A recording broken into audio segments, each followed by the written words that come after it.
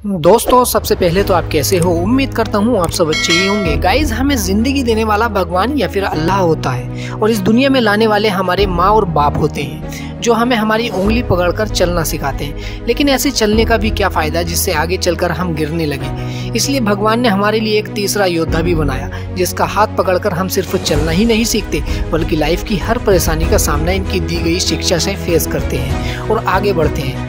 और इसी योद्धा की वजह से हम अपनी लाइफ में सक्सेसफुल हो पाते हैं, अमीर बन पाते हैं, अच्छे बुरे का फर्क कर पाते हैं। गाइज, मैं बात कर रहा हूँ एक गुरु की, एक टीचर की जो हम सबकी लाइफ में सबसे ज़्यादा इम्पोर्टेंस रखते हैं। आज मैं आपको ऐसे ही टीचर की कहानी बताने वाला हूँ जिससे बहुत लोग पढ़ चुके होंगे या पढ़ रहे होंगे और कुछ इनसे इंस्पायर होकर या तो कहीं ना कहीं पढ़ रहे होंगे या फिर गवर्नमेंट जॉब की तरफ आए होंगे।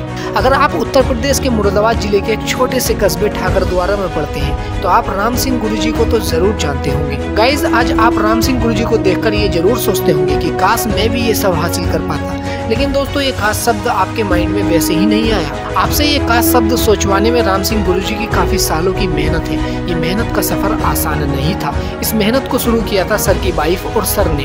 राम सिंह गुरुजी एक सरकारी नौकरी करते थे और जब भी अपने से छोटे को देखते थे तो सोचते थे कि काश भारत का हर बच्चा पढ़ पाए, गरीब बच्चा अच्छी शिक्षा लेकर एक सरकारी नौकरी कर पाए जिससे हर मेहनत करने वाले स्टूडेंट्स के घर खुशी आ सके। फिर क्या था, जो सपना देखा था उसे पूरा करने के लिए शुरू कर दिया 6 से 7 बच्चों को पढ़ाना और ऐसे पढ़ाया कि सबको गवर्नमेंट जॉब का हिस्सा बनाया। गाइस, ये बात यही नहीं रुकी, फिर शुरू किया अपर्णा औद्योगिक प्रशिक्षण केंद्र जिसमें ना की बराबर फीस रखी गई। इस छोटे से कस्बे में शॉर्ट हैंड लिपि को कोई नहीं जानता था। राम सिंह गुरुजी इस क्षेत्र में बच्चों के लिए ये लिपि लेकर आए और बच्चों ने जी जान से इसमें मेहनत की। और फिर क्या था, गुरुजी ने अपनी जॉब से रिजाइन दे दिया और अपनी वाइफ के साथ शुरू किया ये छोटा सा इंस्टीट्यूट। देखते ही देखते इस इंस्टीट्यूट पर हजारों की तादाद में बच्चे आने लगे और गुरुजी के नक्शे कदम पर चलकर कई विभागों में अपनी पोस्ट हासिल करने लगे। इस बीच हजारों बच्चों के सिलेक्शन की वजह से गुरुजी का नाम सरकार में बैठे मंत्रियों के कानों में पड़ा और बड़े बड़े नेता इनके इंस्टीट्यूट पर आने लगे। राम सिंह गुरुजी बच्चों की आवाज सरकार तक पहुंचाने लगे और पढ़ाई में बच्चों के लिए सरकार से अच्छी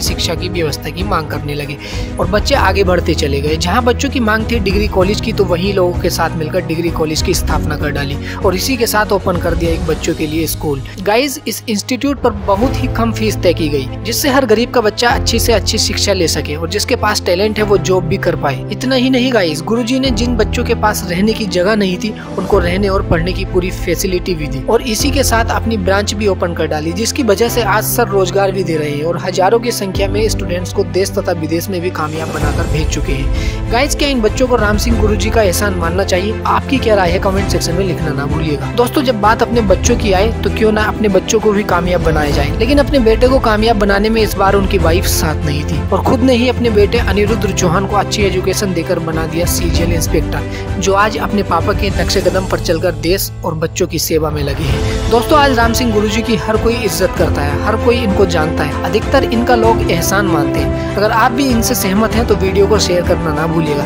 लास्ट में वही कहूंगा कि सबसे बड़ा रोग क्या कहेंगे लोग, इसलिए कर दिखाओ कुछ ऐसा कि दुनिया करना चाहे आपके जैसा। गाइस, ये वीडियो आपको कैसी लगी कमेंट सेक्शन में लिखना ना भूलिएगा। अगर आप ये वीडियो यूट्यूब पर देख रहे हैं तो चैनल को सब्सक्राइब करें और अगर फेसबुक पेज या फिर इंस्टाग्राम पर देख रहे हैं तो फॉलो करना बिल्कुल ना भूलिएगा। जय हिंद।